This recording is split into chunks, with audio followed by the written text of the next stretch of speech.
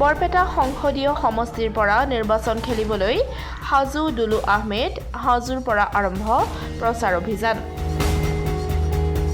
আজি ঘোষণা হ'ল লোকসভা নিৰ্বাচনৰ দিন। ৰাজনৈতিক দলসমূহৰ মাজত আৰম্ভ হৈছে নিৰ্বাচনী আখৰা। প্ৰতিটো সংসদীয় সমষ্টিত বাজিছে নিৰ্বাচনৰ ৰণদুন্দুভি। পিছপৰি ৰোৱা নাই বৰপেটা সংসদীয় সমষ্টিও। কিছুদিন আগলৈকে নিষ্প্ৰভ হৈ থকা বৰপেটা সংসদীয় সমষ্টিত এতিয়া যেন নিৰ্বাচনৰ গৰম বতাহ চৌদিশে ৰজন জনাই উঠিছে। অসমৰ ৰাজনীতিত চৰ্চাত থকা দুলু আহমেদেও আজিৰ পৰা নিৰ্বাচনী প্ৰচাৰত নামি পৰিছে। হাজোৰ শনিয়াদিৰ পৰা নিৰ্বাচনী প্ৰচাৰ আৰম্ভ হৈছে দুলু আহমেদৰ। হাজোৰ শনিয়াদিত দুলু আহমেদৰ প্ৰথমখন নিৰ্বাচনী সভা অনুষ্ঠিত হয়। বৰপেটা লোকসভা সমষ্টিৰ পৰা নিৰ্বাচন খেলিবলৈ সাজু হৈছে দুলু আহমেদ।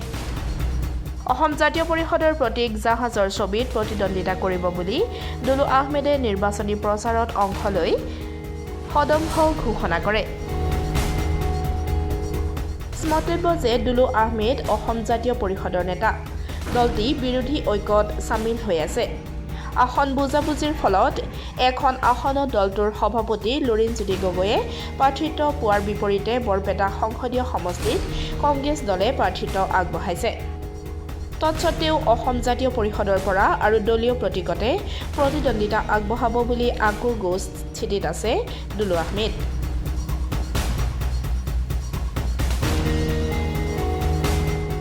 পচন্দৰ হোৱা নাই। সকলো এটাই কথা, আমি দল চল নাচাওঁ, আমি দুলু আহমেদক ভোট দিম। আৰু মোৰ আটাইতকৈ বেছি ভাল লাগিছে যে বিৰোধী মিত্ৰজোঁটৰ যিগৰাকী প্ৰাৰ্থী অসম গণ পৰিষদৰ ফণীভূষণ চৌধুৰী, তেখেতৰ কান্দা কাটিয়ে মোক আৰু বহু আগুৱাই লৈ গৈছে যে মই নেখেলোঁ, মোক জোৰ জবস্তি দি আছে, মই কি কৰিম। তেনেকুৱা মানুহ কোনে ভোট দিব জানো? প্ৰাৰ্থীগৰাকীক যদি নিজেই কৈ থাকে মই নেখেলোঁ বুলি, কালি জয়লাভ কৰাৰ পিছত আপোনালোকে যদি যাব এটা মন্তব্য দিয়ক বা এটা আমাৰ কাম আছে, মই খেলিব ওলোৱা নাছিলোঁ, তোমালোকে কিয় আহিছা মোৰ তাত? তেনেকুৱা মানুহক ৰাইজে ভোট নিদিয়ে। কংগ্ৰেছৰ প্ৰাৰ্থীগৰাকীটো সন্দেহজনক দেখিছে। ভোট বিভাজন 15টাকৈ দলক প্ৰতাৰণা কৰি কিনে লাষ্টত বিৰোধী ঐক্যমঞ্চ ভংগ হ'ল। সকলো দলে নিজা নিজাকৈ প্ৰাৰ্থিত্ব দিছে। ইয়াত CPMও দিছে, দুলু আহমেদেও জাহাজৰ ছবিত দিছে, কংগ্ৰেছেও নিজা প্ৰাৰ্থী প্ৰক্ষেপ কৰিছে। গতিকে আজি মোৰ নিৰ্বাচনী প্ৰচাৰৰ আৰম্ভণি। আৰু যিহেতু আমাৰ হাজো সমষ্টি বৰপেটা লোকসভাত অন্তৰ্ভুক্ত হৈছে, মোৰ আৰম্ভণি এই হাজো সমষ্টিৰ পৰাই কৰিছোঁ। আৰু দেখিছে ৰাইজৰ সঁহাৰি, ইয়াত আৰু বেলেগ কথা অহা নাই। মই নকওঁ জয়লাভ কৰিম বুলি। তীব্ৰ প্ৰতিদ্বন্দ্বিতাত ফণীভূষণ চৌধুৰী আৰু দুলু আহমেদৰ মাজত হ'ব। আৰু ইতিমধ্যে বিজেপিৰ যিগৰাকী সভাপতি ভৱেশ কলিতা, তেখেতে কৈয়ে দিলে ইতিমধ্যে যে তেখেতৰ প্ৰাৰ্থীগৰাকী 50,000 পৰা 80,000 ভোটৰ ব্যৱধানত জয়লাভ কৰিব। 20 লাখ ভোটাৰ থকা সমষ্টি এটাত তেখেতসকলৰ ঊৰ্ধ্বতম সীমা হৈ গ'ল 80,000। আৰু মই যদি নিৰ্বাচনী প্ৰচাৰত আজিৰ পৰা নামিছোঁ আৰু ফণীদাই যদি 2-3 দিনমান কান্দি দিয়ে, সেই 80,000টো 3 লাখ হৈ কিনে দুলু আহমেদৰ পক্ষত আহিব। দাদা, কালি দিব্যায়ন উপস্থিত হৈছিলে হাজত। উপস্থিত হৈ কৈছে যে বিৰোধী ঐক্যমঞ্চত টিভিৰ পৰ্দাতহে থানবান হৈছে, এনে হোৱা নাই তাৰমানে। কংগ্ৰেছৰ মই কি ক'লো, এই মুখ চুপতি বিৰোধী ঐক্য থানবান হৈ আপে সমালোচনা কৰিছে, TMCয়ে সমালোচনা কৰিছে। মইতো ডেইলি কৰি আছোঁ। মইতো ঐক্যমঞ্চত থকাৰ পৰাই কৰি আছোঁ যে এই দলটোক বিশ্বাস কৰিব নালাগে, এইটো প্ৰতাৰকৰ দল, প্ৰবঞ্চকৰে ভৰি পৰিছে কংগ্ৰেছ দলটো। এইটো মই কৈ থাকিলে আপোনালোকে বিশ্বাস নকৰে। এতিয়া 15টা দলক প্ৰতাৰণা কৰিলে নে নাই? চব ওলাই নিজা নিজা প্ৰাৰ্থী দিলে। গতিকে এতিয়াও আকৌ তেখেতসকলে কৈ আছে যে আমাৰ মিত্ৰতা কি অক্ষুণ্ণ আছে বুলি কৈছে। একেবাৰে মিছা কথা। ৰাইজক এইবিলাক ভুল বাৰ্তা দি আছে। ৰাইজে দেখি আছে যে 10 মাহ 15টা দলক ব্যস্ততাত ৰাখি শেষ মুহূৰ্তত কৈছে আমাক 14খনৰ 13খনেই লাগে। বৰপেটা সমষ্টি মই প্ৰত্যেকখন সভাত এটা কথাই ক'ম যে আচ্ছা, আপুনি মনোৰঞ্জন যিগৰাকী আমাৰ CPMৰ বিধায়ক, তেখেত এটা সমষ্টিত ৰিপ্ৰেজেণ্ট কৰি আছে। ঠিক তেনেকৈ মই ৰিপ্ৰেজেণ্ট কৰি আছোঁ। আজি কেইদিনমান আগত সংবাদ মাধ্যমত তেখেতে কৈছিলে যে অসমৰ 14টা লোকসভাৰ প্ৰত্যেকটা লোকসভাত তেখেতসকলৰ 30,000 পৰা 50,000 ভোট আছে। এইটো সংবাদ মাধ্যমত কৈছিলে। লোকসভাত দুলু আহমেদৰতো এটা সমষ্টিত 54,000 ভোট আছে। মই কিয় প্ৰাৰ্থিত্ব বিচাৰিব নালাগে? মই কিয় জয়লাভ?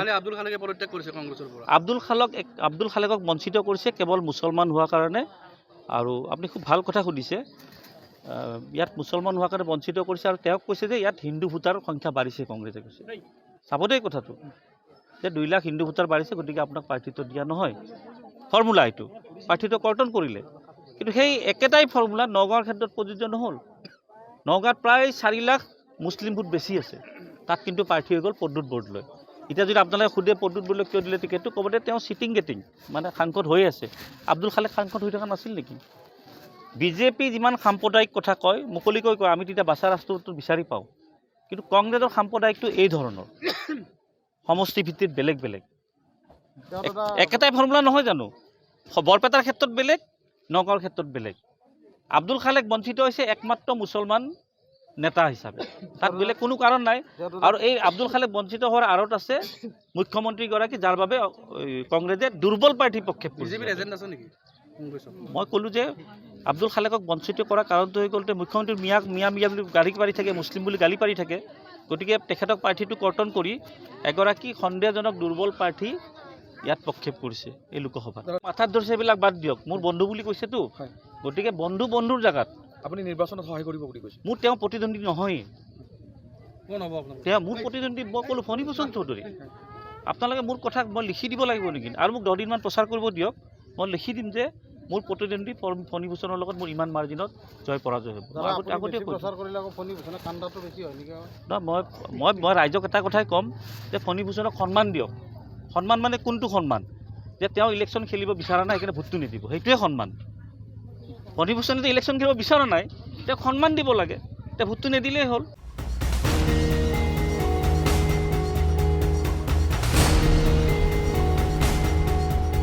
হাজোৰ পৰা অনামিকা কলিতাৰ ৰিপৰ্ট ডেমক্ৰেটিক আছাম।